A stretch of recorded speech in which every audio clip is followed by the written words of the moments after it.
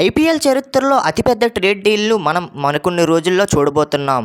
సంజు శాంసన్ సిఎస్కేలోకి వెళ్ళడం, రవీంద్ర జడేజా ఆర్ఆర్లోకి వెళ్ళడం అండ్ ఇతనితో పాటుగా మనకి శామ్ కరాన్ కూడా ఆర్ఆర్లోకి వెళ్ళడం ఆల్మోస్ట్ కన్ఫర్మ్ అయిపోయిందనే చెప్పొచ్చు ఫ్రెండ్స్. అండ్ ఈ ట్రేడ్ మీద నవంబర్ 10లో ఇరు టీములకు కూడా ఒక మీటింగ్ జరిగినట్లు మీ అందరికీ తెలిసిందే. అండ్ మీటింగ్ అయిన తర్వాత మనకి క్రిక్ బజ్ నుండి అయితే ఒక న్యూస్ అయితే వచ్చింది. అండ్ ఆల్మోస్ట్ ఈ ట్రేడ్ అనేది కన్ఫర్మ్ అయిపోయింది. 48 గంటల్లో ఈ ట్రేడ్ని ముగిస్తాం. అండ్ దీని తర్వాత మరికొన్ని రోజుల్లో బిగ్ అప్డేట్ వచ్చే అవకాశాలు ఉన్నాయని మనకైతే క్రిక్ బజ్ అయితే చెప్పడం జరిగింది. అండ్ ఈ ముగ్గురు ప్లేయర్స్ కూడా అంగీకారం అయితే చూపించారని చెప్పవచ్చు ఈ ట్రేడ్లో. అండ్ రాజస్థాన్లోకి వెళ్ళడానికి Ravindra Jadeja and Sam Curran కూడా మనకి ఒప్పుకున్నారు. సంజు శాంసన్ కూడా చెన్నైలోకి వెళ్ళడానికి ఒప్పుకున్నారని చెప్పొచ్చు. అండ్ ఇందులో మనకి ఫారెన్ ప్లేయర్ ఉన్నాడు కాబట్టి అండ్ ఇది పెద్ద ట్రేడ్ అయ్యే అవకాశం ఉంది. ఇది కన్ఫర్మ్ అవుతుంది కాబట్టి అది పెద్ద ట్రేడ్. ఆల్రెడీ మనకి గతంలో మనకి హార్దిక్ పాండ్యా లాంటి ట్రేడ్ అయినా కూడా అండ్ ఇరు మేనేజ్మెంట్లు మాట్లాడుకొని ఆ ట్రేడ్ని అయితే చేశారు. బట్ ఏంటంటే ఇక్కడ ప్లేయర్స్ మధ్య ట్రేడ్ కాబట్టి ప్లేయర్స్ని ఒప్పించి ట్రేడ్ చేస్తే ఇది అతిపెద్ద ట్రేడ్ అని చెప్పొచ్చు.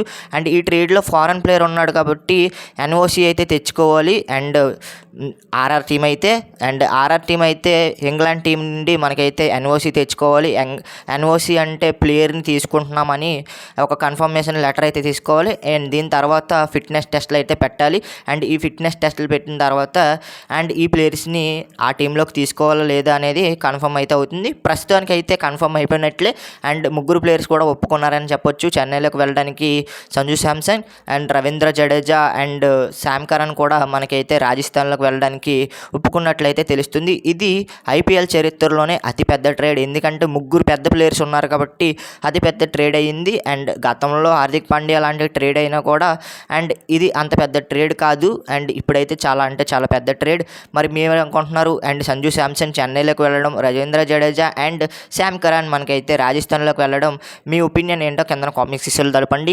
నా ఒపీనియన్ ప్రకారం చెన్నై సూపర్ కింగ్స్లోకి అయితే అండ్ సంజు శాంసన్ ఎందుకు తీసుకున్నారో మీ అందరికీ తెలిసిందే. గతంలో మనకి రవీంద్ర జడేజా క్యాప్టెన్సీ చేసినా కూడా పెద్ద ఇంపాక్ట్ చూపించలేకపోయాడు. ఇప్పుడు సంజు శాంసన్ ఏజ్ కూడా తక్కువ కాబట్టి హాఫ్ డెకెడ్ వరకు చెన్నై టీంలోకి పనికొస్తాడు కాబట్టి అండ్ క్యాప్టెన్సీ మెటీరియల్గా పనికొస్తాడు కాబట్టి ధోని తర్వాత పనికొస్తాడు కాబట్టి అండ్ సంజు శాంసన్ని తీసుకోవడం జరిగింది.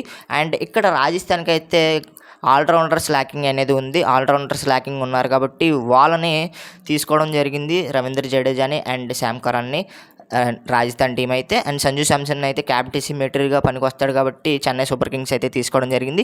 అండ్ ఎంఎస్ ధోని ఈ సీజన్తో లాస్ట్ అయ్యే అవకాశాలు అయితే ఉన్నాయి. అండ్ ఈ సీజన్ లాస్ట్ అయ్యే అవకాశం ఉంది.